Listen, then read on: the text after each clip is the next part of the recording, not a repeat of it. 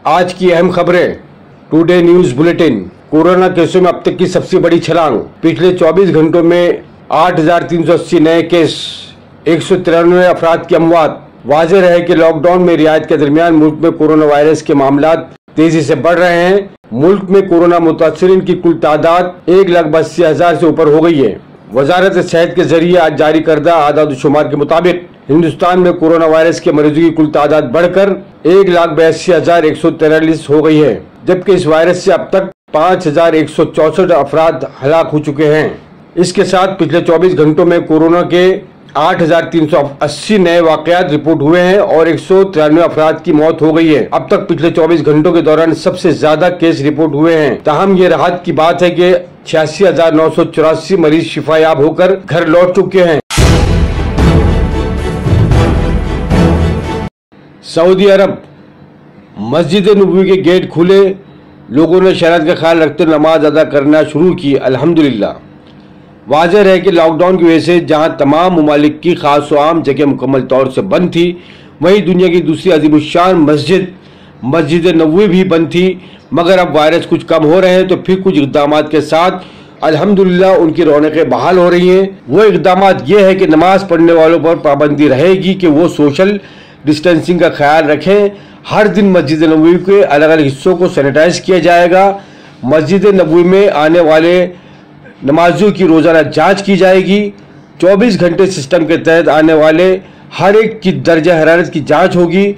मस्जिद हराम के कई दाखिली रास्तों पर भी कैमरे लगाए गए हैं। इन सब हिदायत के बाद अब मस्जिद नबवी में आम लोगों ने नमाज अदा करना शुरू कर दी है। अल्हम्दुलिल्लाह। वजीर आजम नरेंद्र मोदी ने मन की बात में कहा, गरीबों का दर्द बांटने की पूरा मुल्क कोशिश कर रहा है। वजीर आजम नरेंद्र मोदी ने मन की बात में कहा, गरीबों का दर्द बांटने की पूरा मुल्क कर रहा है कोशिश। वाज़ेह हो कि वजीर आजम नरेंद्र मोदी ने मन की बात प्रोग्राम में कहा कि हमारे मुल्क में भी कोई तबका ऐसा नहीं है जो मुश्किल में ना हो, परेशानी में ना हो, और इस बहरान की सबसे बड़ी चोट अगर किसी पर पड़ी है तो हमारे गरीब मजदूर श्रमिक तबके पर पड़ी है। इनकी तकलीफ, उनका दर्द, उनकी परेशानी अल्फाज में नहीं बयान की जा सकती है। हम में से कौन ऐसा होगा जो उनकी और उनकी फैमिली की तकलीफ का तजुर्बा ना कर रहा हो। हम सब मिलकर इस तकलीफ को, उसी दर्द को बांटने की कोशिश कर रहे हैं। पूरा मुल्क कोशिश कर रहा है।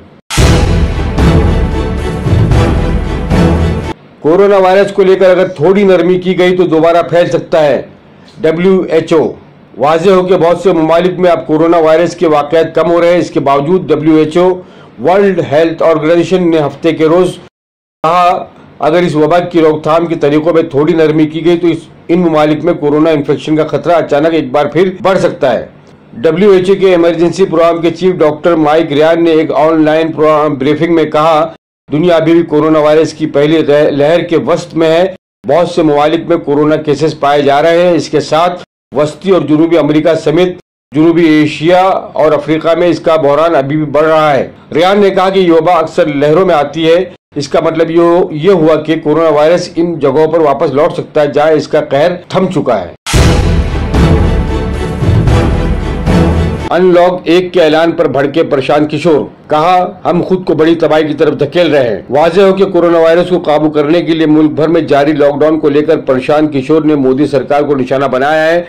इसी के साथ उन्होंने मुल्क की माशी सरगर्मियों को तेज करने के लिए मरहलावार मुराद अनलॉक 1 देने के फैसले पर भी सवाल उठाया है। प्रशांत किशोर ने इतवार के रोज अपने ट्वीट में लिखा है कि एक नाकाम लॉकडाउन और मुतवातिर स्ट्रेटेजिक गलतियों ने सेहत आम्मा के मसले को एक मुकम्मल इंसानी बहरान बना दिया है। साइंसी शवाहिद और आदाद-ओ-शुमार पर मुबनी निजाम को बेहतर बनाने के बजाय अब अनलॉक 1 करके हम खुद को एक बड़ी तबाही की तरफ ढकेल रहे हैं।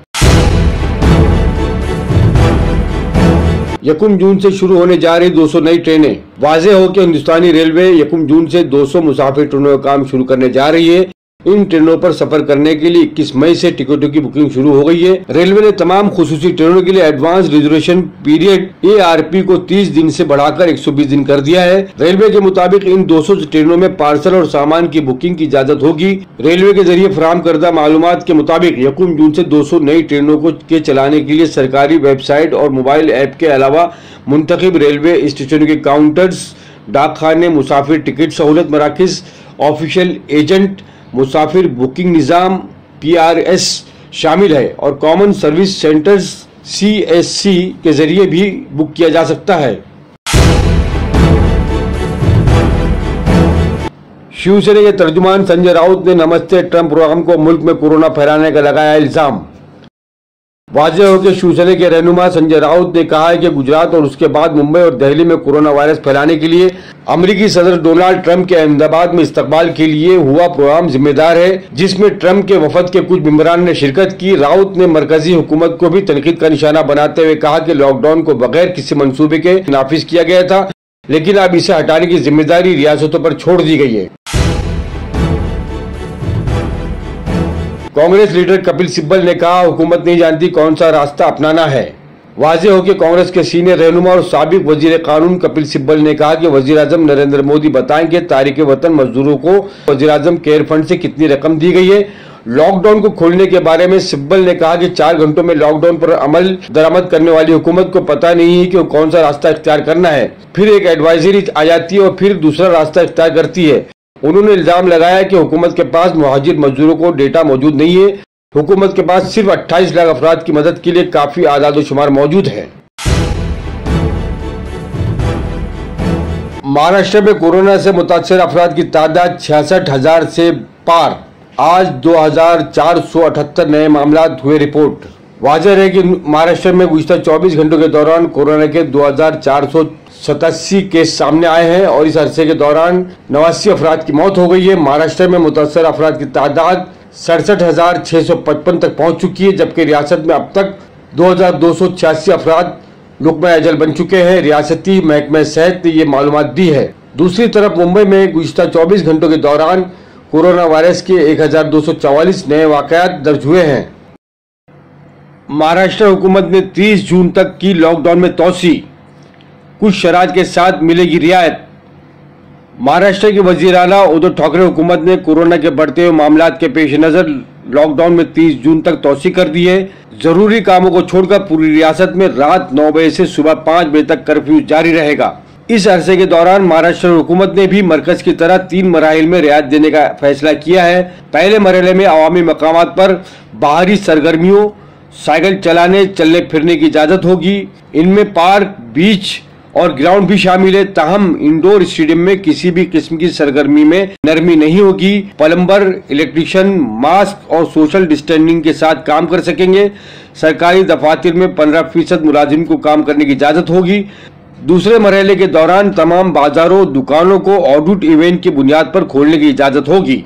एक ही वक्त में मॉल और शॉपिंग कॉम्प्लेक्स खोलने की इजाजत नहीं होगी। टैक्सियां, रिक्शा, टैक्सियों को 2 मुसाफिरों के साथ चलने की इजाजत होगी।